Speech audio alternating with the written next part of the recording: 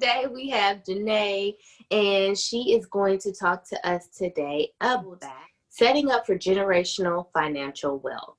Um, and just a little bit about her. She has her BS in accounting and her master's in business.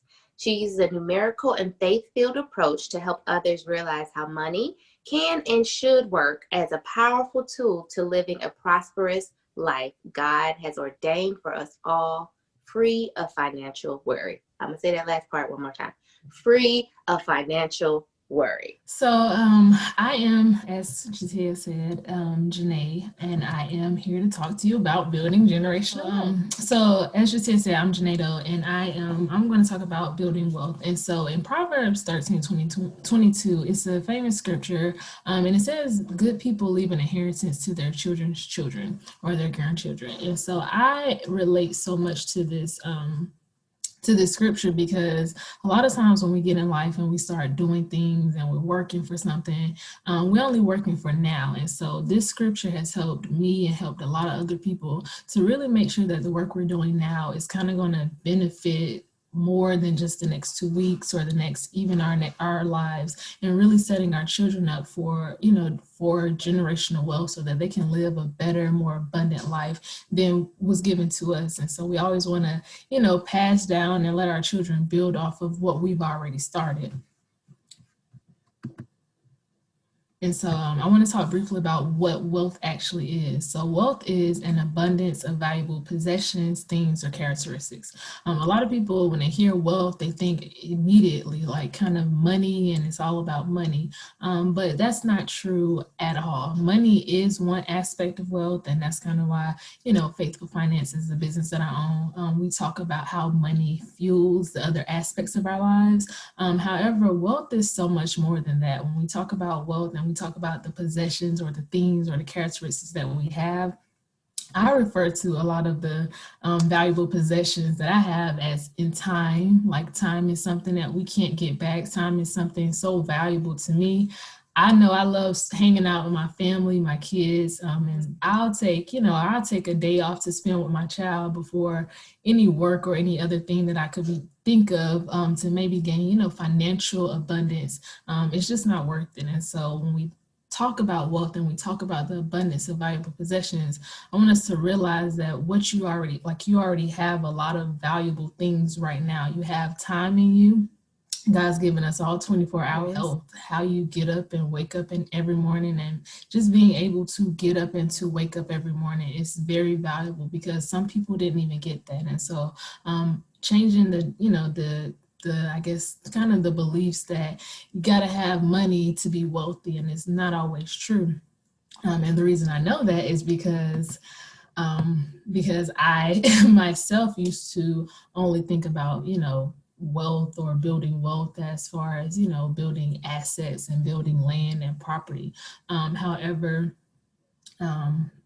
I realized that at a point in time in my life when I didn't have any finances, I didn't have any money, I didn't have any income, I still had something. And so I had to dig deep and realize and tune into the resources that God had already given me. So I, briefly came into purpose a long time ago when I had I was going through financial distress or hell, honestly, in my life. And so when I first had my son, and that is me and my baby, when I first had my son, I went from, I'm an accountant, I have a background as an accountant, and I used to I've always been relatively okay with money and with, savings. And again, my mom taught me some, the basic financial principles, like making sure you have good credit, make sure she prided herself on paying her bills every month. She used to even send me to private school when she probably made not even 30, like a really low amount of money, but she prided herself on, being able to do and to invest in me, invest in, me to make sure that, now. And I used to be like, I have enough if something happens to me on a rainy day. But I thought I was doing so good, but in reality, I was still only living for myself. I wasn't living for and a whole bunch of time and just my health resources. I started utilizing the other resources in my life. Me a job, but he's given me people, he's given me relationships. And so, as I'm sitting here, I'm putting my resume out, I'm trying to get work. I'm like, okay, maybe there's somebody I know. So I started utilizing the other resources in my life to really to really help me and my child is having family money talks. A lot of people, a lot of, cultures, or especially in the African American community, we don't necessarily talk about money. It's kind of like something that it's like, you don't ask people how much they make, you don't ask, certain questions. And so that's unfortunately left us on the other side where we don't talk about it enough. But I definitely believe making money a common topic in your household, better relate to your money, is going to help you better understand how your money is going. Having those conversations in-house will give them the faith to, stand up and say, hey, I want more money because I deserve more. And it's not necessarily always about money. Sometimes it's about value. When you tell your kids like, hey, you're worth this. I used to tell my mom, or actually my mom used to tell me, and she told my son a few weeks ago, that, we have to be twice as good to get half as far in life. And so I grew up thinking that, we have to be, if you look a certain way, you have to be twice as good to go the same places as people that don't look like you. And so that is probably the thing that I realized, that I'm never teaching my child that. Like I teach my son, if you do something and someone else that looks any other kind of way does the exact same thing, make sure you guys get the same reward. Make sure you get the same pay. Make sure you get the same grade, whatever it is. Make sure that your work and the value in the marketplace is going the same distance as anybody else, because it's not about who you are, it's about the value that you can add in the marketplace. And so when it comes to business, when it comes to jobs, when it comes to work, we're not working twice as hard anymore. We're working the same amount and we're getting the same return. And if we don't get the same return, that means God has another path. Very hard. We do what we're supposed to do, and we add a lot of value to other people's lives. And so making money talk a common theme, a common thread in your household can really propel you, not just you and your kids, because you can bring home different ideas different ideas about or what happened. And so just the more you talk about something, the more you're going to relate to it. And so it's not going to be as much pressure. Even when it comes to bills, I have to tell a story last year. And so I was, tax season is a short but very, very high intense time of the year. And so my son, he's only 4, and he was crying about not going to school.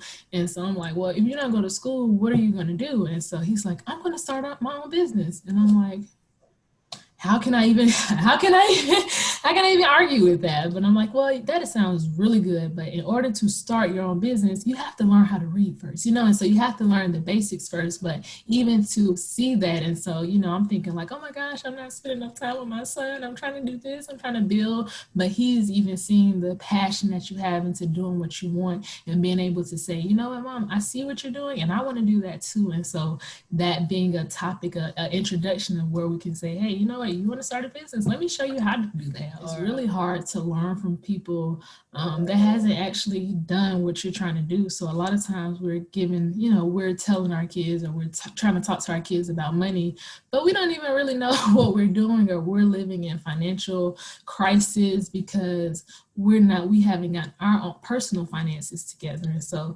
making sure that like your thoughts and your beliefs align with your actions, making sure that if you say something is valuable to you, that you're actually making sure your money follows it. I think it's supporting your kids' dreams, asking your children about their passions and supporting them from beginning to end. I see very often where, or it's just common, it is what it is, where our kids coming us with these ideas and we're like, that ain't gonna make no money. In my house, it was kind of like you had two paths, you're gonna go to the military, like, what are you gonna do? What are you gonna do? And so much pressure as far as like, hey, these are the two paths that you can take.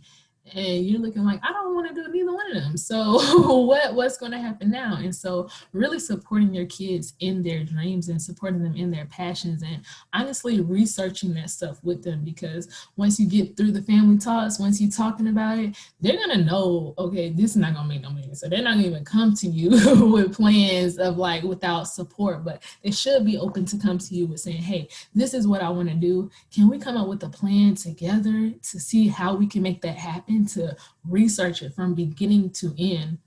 We're not doing anything, we're not moving anything that don't make sense and make sense. My son is 16 and loves to spend. Once the money hits his pocket, he's itching to spend. I make him use his own money to do a lot of things so he understands how money works and how quickly it goes.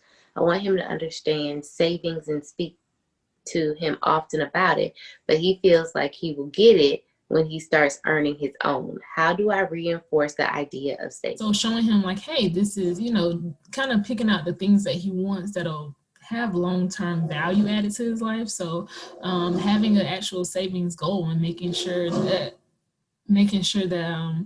you're saving for something that is worth it, and to that's you're saving for something that's better than what you can buy today.